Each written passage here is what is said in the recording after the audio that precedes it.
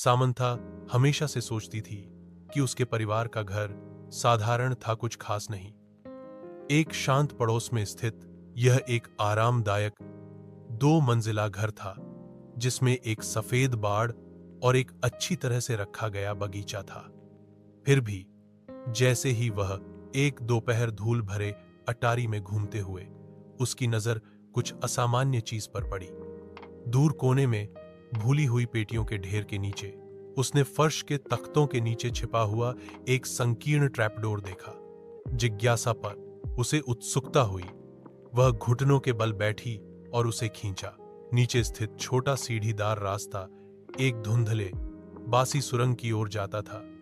दीवारें पत्थर से बनी थीं और एक हल्की ठंडी हवा अंदर से फुसफुसाती हुई प्रतीत होती थी। दिल धड़कते हुए सामंथा सावधानी से नीचे उतरी। उसकी टॉर्च अंधेरे को चीर रही थी। सुरंग उसकी उम्मीद से कहीं अधिक लंबी खिंची हुई थी, जो पृथ्वी के नीचे मुड़ती और मुड़ती थी। वह हिला नहीं सकी। उसे ऐसा लग रहा था कि वह अतिक्रमण कर रही है, कि कुछ उसका इंतजार कर रहा है। अनंत काल जैसा लगने के बाद सुरंग आखिरकार एक छिपे हुए कमरे में खुल गई। दीवारें पुरानी किताबों की अलमारियों से भरी थीं। अजीब चमड़े से बंधी हुई किताबों से भरा हुआ कमरे के बीच में एक पुरानी मेज धूल भरे कागजात और पत्रिकाओं से घिरी हुई थी।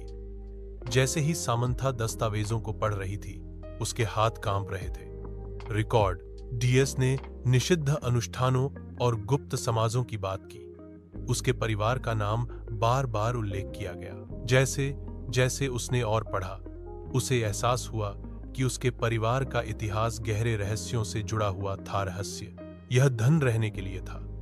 उसने कुछ ऐसा उजागर किया था जो किसी को नहीं पता होना चाहिए था, कुछ ऐसा जो पीढ़ियों से छिपा हुआ था। जैसे ही खोज का बोझ उस पर पड़ा, उसने सबसे हल्की सी आवाज सुनी। उसके पीछे से आवाज आई, एक फुसफुसाहट, धीमी और ठंडी। वह अकेली नहीं थी।